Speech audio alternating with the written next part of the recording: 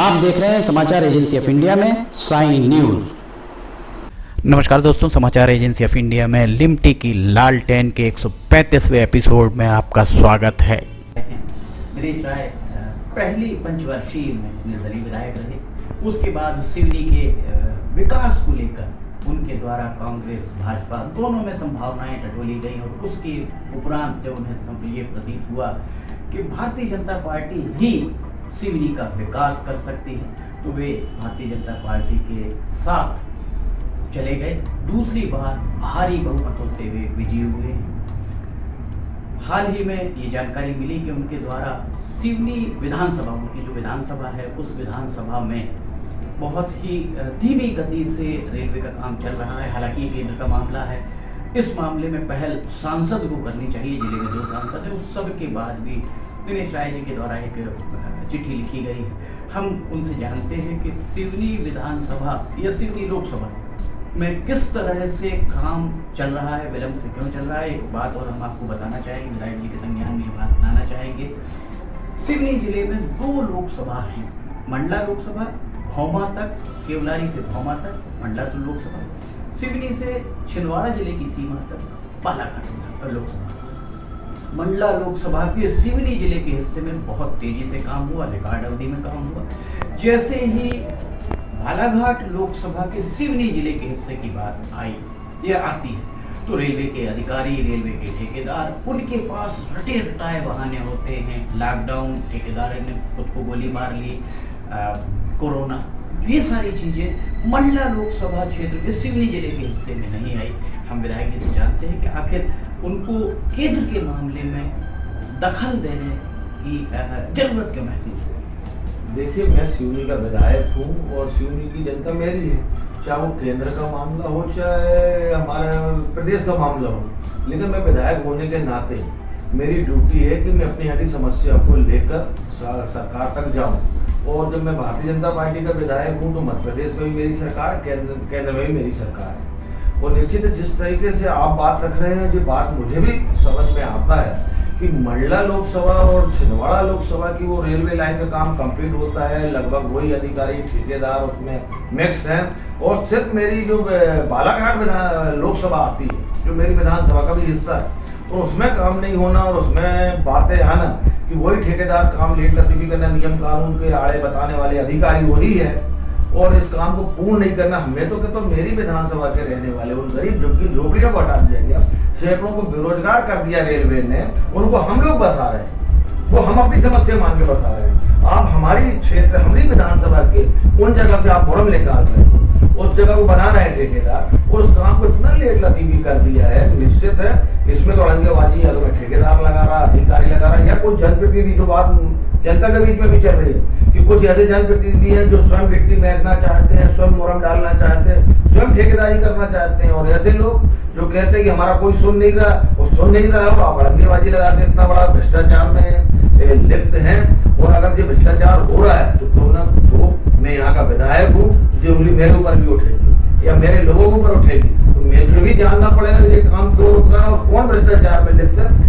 जनता के बीच में आए जो विषय है, लेकिन मेरा सबसे बड़ा विषय है समय सीमा पर जो रेलवे ट्रेन कंप्लीट हो और इससे हमारा रेल का आवागमन चालू हो, हमारे यहाँ की जनता को उसका लाभ मिल सके। आपके विधानसभा क्षेत्र में कुरकल कापा क्षेत्र है, औद्योगिक क्षेत्र है, कुरकल कापा क्षेत्र से रेल लाइन जा रही है और रेल लाइन के दोनों तरफ, बाएं और दाएं दोनों तरफ औद्योगिक क्षेत्र है। रेलवे के द्वारा अभी तक वो उस रेल लाइन को पार कैसे किया जाएगा, क्योंकि रेल लाइन को पार करना अपराध होता है। रेल विभाग के द्वारा रेल लाइन के नीचे अंडरब्रिज बनाया जाता है, मवेशी चराने के लिए चरवाहे कहाँ से जाएंगे, इस बारे में भी कहीं कोई स्पष्ट कार्य योजना उनकी नहीं है। सिवनी शहर में 4 जगह, बरघाट नाका, कटंगी नाका, नागपुर नाका और इसके अलावा छिंदवाड़ा नाका, 4 जगह सड़क को पार कर रही है, जिसमें 3 जगह संपार होंगे, 1 जगह जो अभी कटंगी नाके में एग्जिस्टिंग आप देख रहे हैं अंडरब्रिज है। तो अगर ऐसी स्थिति में सिवनी पूरी तरह से, अभी जब तक मेडिकल कॉलेज नहीं बनता तब तक पूरी तरह से नागपुर और जबलपुर पर डिपेंडेंसी है मरीजों की। ऐसी स्थिति में अगर रेल फाटक बंद रहता है, तब एम्बुलेंस फंस जाए, किसी का निधन हो जाए, कहीं अनहोनी हो जाए, इसके साथ ही क्या आपको लगता है कि इस विलंब के पीछे कहीं ना कहीं कोई लेन देन, किसी जनप्रतिनिधि का अपना निजी स्वार्थ, निहित स्वार्थ, ऐसा लगता है आपको जिसके कारण ये अड़ंगेबाजी हो रही? क्योंकि दूसरी तरफ अगर हम यहाँ से 18 किलोमीटर के पहले दूसरे लोकसभा क्षेत्र में जाते हैं, वहाँ द्रुत गति से काम होता है। निश्चित है, आपने जो बात करी कि अगर ओवरब्रिज, फ्लाई ओवर, अंडरपास अगर हमको जो बाकी 3 ट्रैकों में नहीं मिलेगा, जिससे हमारे एम्बुलेंस और आवश्यक कार्य के लिए अगर लोग जाना चाहेंगे तो उसमें बाधा आएगी। इसके वास्तव में इसको लेकर अभी हमने भी इस बात को उठाया है और साथ में जिला कलेक्टर और विभागीय अधिकारियों को भी सूचना पहुंचाई है कि सिवनी विधायक होने का प्रोटोकॉल के तहत मैं चाहूँगा एक बैठक हो और जन समस्या निवारण हो। इसको लेकर मैं चाहूँगा मीडिया के भाई भी लोग, जो यहाँ के जागरूक लोग और जो लगातार रेलवे को लेकर यहाँ पर हमारे इसमें लगातार प्रयास कर रहे हैं कि हमारा रेल का काम पूर्ण हो, और भी स्टॉपेज को लेकर और भी संघर्ष समितियां हैं, नई ट्रेक को लेकर जो यहाँ संघर्ष समिति है वो भी यहाँ पर रहें। उस बीच में सबरी बातें आए सामने आए और जो लेन देन की बातें आ रही हैं, ये निश्चित ही हमारे लिए चिंता का विषय है कि इसके पीछे कौन वो मनहूस है जिसकी वजह से इस मनहूस कहूँगा शब्द लेन देन भ्रष्ट व्यक्तियों को कि जो इस शहर के विकास में रोड़ा पैदा कर रहे हैं, ऐसे व्यक्ति को वास्तव में जनता भी माफ नहीं करेगी और हम जैसे जनप्रतिनिधि को तो माफ करना नहीं चाहिए। और हमारी तो और ज्यादा जवाबदारी बढ़ गई है कि मेरे बालाघाट लोकसभा भली है वो, लेकिन है तो मेरा विधानसभा, और इसमें अगर कोई नेता, कोई अधिकारी, कोई ठेकेदार या जनता का कोई ऐसा व्यक्ति जो लेन देन कर इस काम को रोड़े पैदा करा रहा है, लेट करा रहा है, तो इसमें निश्चित है हमको कठोर कदम तो उठाने ही पड़ेंगे और ऐसे लोगों को बेनकाब भी करना होगा। आपकी जानकारी के लिए एक आपको ये बात बता दें, 2019 में रेलवे स्टेशन का निरीक्षण सांसद डॉक्टर ढाल सिंह बिसेन के द्वारा किया गया था। डिप्टी एससी मनीष रावण का जो पूरा निर्माण कार्य देख रहे हैं वे वहाँ मौजूद थे। उनकी मौजूदगी में तत्कालीन कलेक्टर प्रवीण सिंह अड़ायत से सांसद के द्वारा बात की गई गिट्टी, मोरम, मिट्टी और इसके अलावा अतिक्रमण हटाने को लेकर। 2020 में जब सांसद डॉक्टर ढाल सिंह बिसेन के निवास पर बैठक हुई, आपके संज्ञान में हम लाते हैं, तब भी 1 साल बाद वे ही अधिकारी, वही ठेकेदार गिट्टी, मिट्टी, मुरम की बात 365 दिन बाद कर रहे थे। अतिक्रमण हटाने के लिए फिर वे जिला प्रशासन से बात करने की बात कह रहे थे। सिवनी जिले का वो हिस्सा जो बालाघाट लोकसभा क्षेत्र में आता है। ऐसी स्थिति में आपको लगता नहीं है कि वे अधिकारी निश्चित तौर पर कहीं ना कहीं किसी दबाव में, और अगर इसके अलावा दूसरा कारण हो ही नहीं सकता कि वे भौमा तक काम द्रुत गति से करें, भौमा के बाद काम को बहुत ही विलंब। अभी आपको ये भी आपकी जानकारी में हम डालना चाहेंगे कि पटरी बिछने के बाद कम से कम 1 साल विद्युतीकरण में लगेगा। विद्युतीकरण के लिए इनका एनटीपीसी का एक यहाँ पे पृथक से यूनिट काम कर रहा है जो विद्युतीकरण करेगा। तो इस लिहाज से अगर देखा जाए, सिवनी जिले में 2022 खत्म होते होते सिवनी शहर में भौमा, सिवनी और चौरई ये रेल ट्रैक कंप्लीट होता दिख नहीं रहा है। सांसद डॉक्टर ढाल सिंह बिसेन के द्वारा जून 2021 की डेडलाइन, समय सीमा तय की गई थी। रेलवे के अधिकारियों ने समाचार एजेंसी ऑफ इंडिया से बात के दौरान ये कहा कि सांसद वही डेडलाइन देंगे जो हम उन्हें बताएंगे, अर्थात उनकी नजरों में सांसद चुना हुआ जनप्रतिनिधि, उसका अपना कोई विजन, अपना कोई वजूद, वो ये बिल्कुल सीना ठोक के कहते हैं कि हम जो डेडलाइन देंगे वही डेडलाइन सांसद बताएंगे। बाहर आपको ये, क्योंकि आपके विधानसभा का हिस्सा है, सिवनी शहर में आप क्या मानते हैं कि 4 जगह सड़कों पर ये काट रही है और 5वां आपका जो बाईपास है, बाईपास में भी एक जगह काटेगी। तो यहाँ अगर अंडरब्रिज, ओवरब्रिज नहीं रहेंगे तो यातायात जाम लगेगा, प्रभावित होगा। इसके लिए आप क्या प्रयास करना चाहेंगे? रेल मंत्री से आप बात करेंगे, रेलवे बोर्ड के चेयरमैन से बात करेंगे, या जिला प्रशासन से आप क्या कहना चाहेंगे? निश्चित है कि आपने जो चर्चा की बैठकों को लेकर और मीटिंग को लेकर, मैं पता नहीं क्यों नहीं मुझे रेलवे विभाग ने या जिन्होंने मीटिंग अरेंज करवाई उन्होंने हमको क्यों नहीं उसमें आमंत्रित किया। हो सकता है ये मानते होंगे कि ये केंद्र का मामला है, लोकसभा का मामला है, इसलिए विधायक की आवश्यकता नहीं होगी।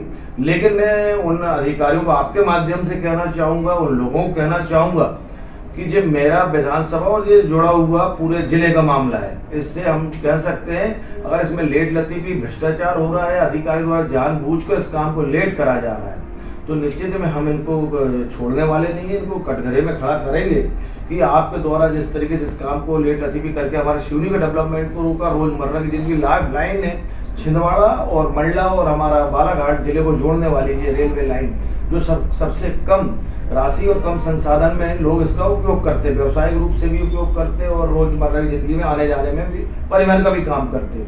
और ऐसी स्थिति में अगर इसमें लिप्त लोग हैं तो मैं निश्चित मानता हूं कि इस स्तर में हम बोर्ड के अधिकारियों से भी बात करेंगे, रेलवे मंत्री जी से भी बात करेंगे, जरूरत पड़ी तो और ऊपर लेवल तक इनके वरिष्ठ लोगों से चर्चा करेंगे। और नहीं मानने पर हो सकता है जनता जिस तरीके से आक्रोशित है अगर रोड में आएगी तो मेरा समर्थन है, मुझे भी मजबूरी में जनता के बीच में खड़ा होना पड़ेगा। आप क्या मानते हैं, अब चूंकि ये इतना विलंब तो हो गया, अब कब तक की समय सीमा आप निर्धारित करना चाहेंगे? जैसा अभी बता रहे हैं कि भौमा से सिवनी 18 किलोमीटर का हिस्सा जो है वो 18 किलोमीटर का हिस्सा पूर्ण हो चुका है, ऐसा प्रचारित हो रहा है, जबकि रेलवे के डिप्टी एसई का कहना यह है कि भौमा और सिवनी के 18 किलोमीटर में 3 किलोमीटर पटरी नहीं बिछी है। गहरा नाला का जो लैंटर है, पुल का लैंटर 1 साल पहले हो गया, तो साल भर से वो तकनीकी परीक्षण चल रहा है, जबकि कश्मीर में जहाँ ऊंची वादियां हैं वहां पर समय सीमा में रेल की पटरियां बिछ गई, पुल बन गए। सिवनी में गहरा नाला आपके विधानसभा में है और जो गहरा नाला यहाँ का औद्योगिक क्षेत्र के अंदर आता है, तो वहाँ आप क्या कहना चाहेंगे? रेलवे अधिकारियों को क्या संदेश देना चाहेंगे?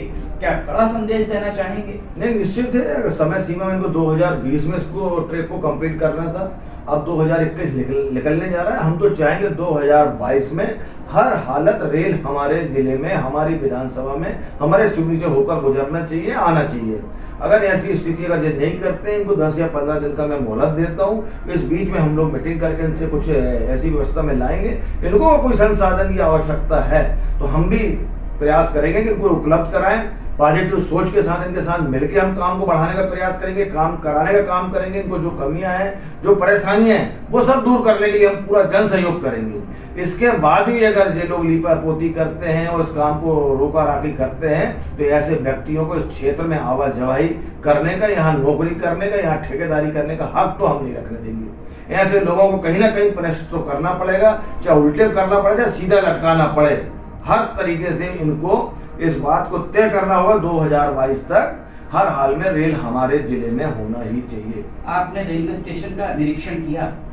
नहीं, अभी तक तो हमको बुलाया नहीं निरीक्षण, हम तो अभी तक देख रहे हैं वो खुला बगरा डला हुआ वैसी स्थिति है। आप एक बार जाके देखें। रेलवे के वरिष्ठ अधिकारियों का कहना है कि रेलवे स्टेशन, किसी भी शहर में आप चले जाइए, उस शहर में रेलवे स्टेशन का जो प्रवेश द्वार है वो आबादी की ओर होता है। सिवनी अनोखा जिला है जिसमें रेलवे स्टेशन का प्रवेश द्वार नागपुर की तरफ है, जहां एक भी मकान नहीं है। तो ये किस तरह की तकनीक, किस तरीके की इंजीनियरिंग? उसके बाद रेलवे के एक वरिष्ठ अधिकारी आते हैं, वो यहाँ कहते हैं कि ये जिला मुख्यालय है, शंकराचार्य की जन्मभूमि है, जगत गुरु शंकराचार्य स्वामी स्वरूपानंद महाराज की जन्मभूमि है, पेंच नेशनल पार्क है सिवनी में। सिवनी में पर्यटन की इतनी संभावनाएं हैं। उन्होंने स्पष्ट रूप से समाचार एजेंसी ऑफ इंडिया से चर्चा के दौरान कहा कि समसवाड़ा जैसा स्टेशन सिवनी में नहीं बनेगा। एक रेलवे स्टेशन उन्होंने मठ मंदिर के पीछे स्वीकृत किया। ये कहीं ना कहीं आप और आप जैसे जनप्रतिनिधियों के लिए आईना माना जा सकता है। देखिए, जो बात बताई टेक्निकल बातें हैं, जब अभी हम लोग बैठेंगे इन सब में आपने हमको पॉइंट बताया, अवगत कराया है, निश्चित है इसमें हम लोग इसमें चर्चा भी करते हैं और कहीं किस स्तर में है।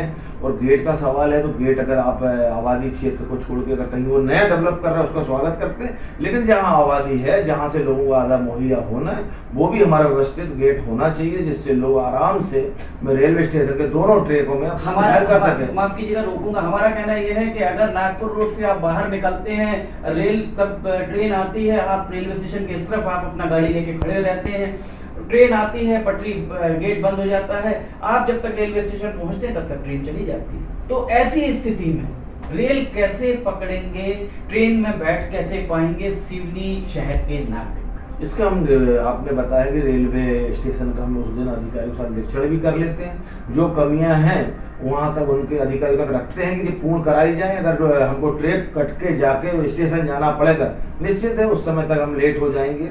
दोनों गेटों का समान उपयोग हो, प्रवेश द्वार हो, निकासी द्वार हो, अंडर ब्रिज ओवर ब्रिज की बात किया अभी आपके साथ 4 जगह, इन तमाम बातों को लेकर हम चर्चा रखेंगे।